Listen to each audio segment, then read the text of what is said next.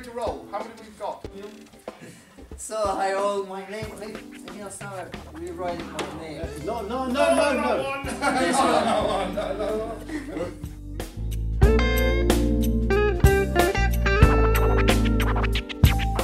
This gentleman has been around the world. He was last week or week before talking in Warsaw at a TED conference. TED, I still haven't worked out what it is. Explain what TED is. Technology, entertainment, design. Ah, It's simple, yeah? Oh, B-boys in the house, turn it up, turn it up. My first sort of lesson that I learned from entrepreneurship is that if you don't have a balance in life, and the moments where I've not had this balance of being able to have time with friends also, and doing sports, and doing arts, you burn out. You run out of energy so quickly. Whenever you don't get these positive things coming to you, you run out of energy. Because nobody can spend 90 hours a week working hard if you don't get anything in return. So that would be my very, very first advice, that what are you getting from entrepreneurship? What are you getting from starting your company? Because if you're not getting anything, it's not gonna last for long. I've got many friends who started companies and stopped, dropped, and eventually got to a job, corporate job. Why? Because they run out of stamina. They didn't have, they didn't have the long-term perspective because they were not getting every day something from the job.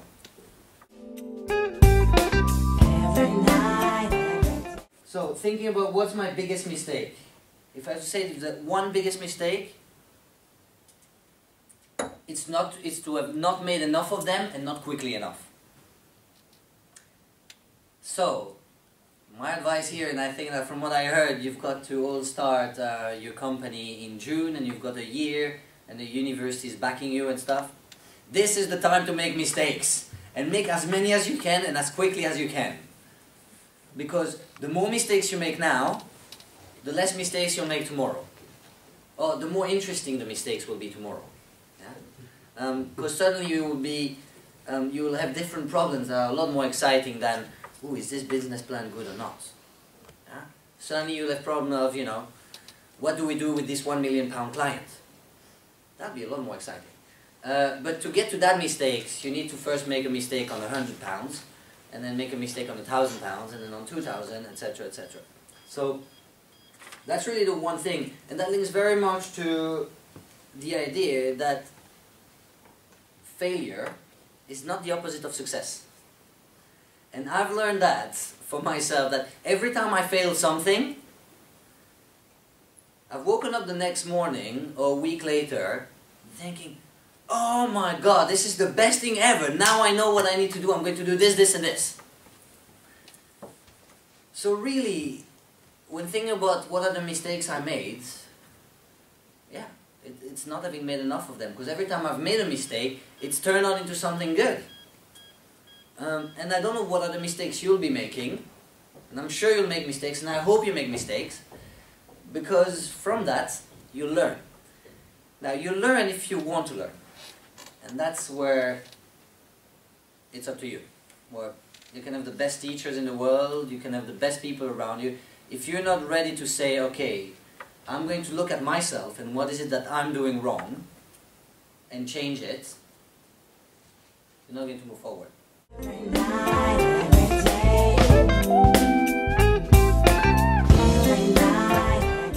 So it's always easy to say bad environment, not a good market, financial crisis, they don't understand my product. I hear, like, I don't have enough money to start up, I don't have the right connections, my parents are not rich enough. The number of excuses I've heard for failing businesses. You know what? The people who succeeded, I bet you that none of them says, oh, when I failed my first business, it's because the market wasn't good.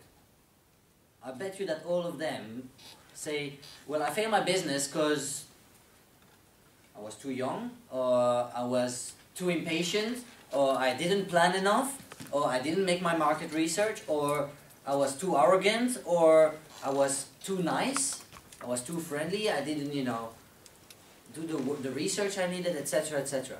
So that's the thing that I learned for myself, is that every time I've blamed something on other people, it's come back to me stronger and faster.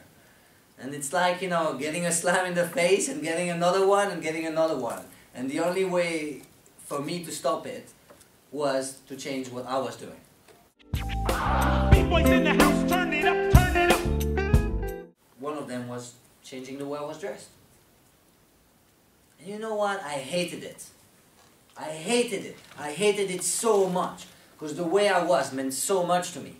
Because that was who I was. And my views was, well, why should I change myself for people who don't want to know me? If they don't want to know me, if they're going to prejudice me on the way I look, why should I care for them?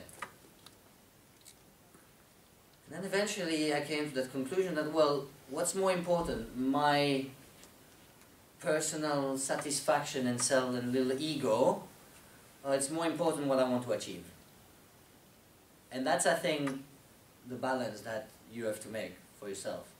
What's more important? To achieve your objective or to be who you are now?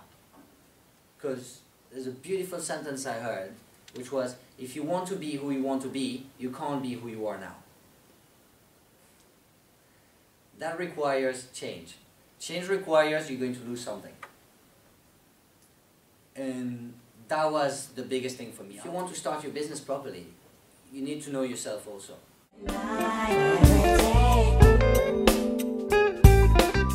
People matter most. The people you work with are the most important. When I was in India, I did some consulting for an organization there. And in the executive board, there was one guy who was a top performing person, yet he had values that were always clashing with the rest of the team. Didn't fulfill the organizational values. And I said from the start, this guy needs to go. We can't keep him.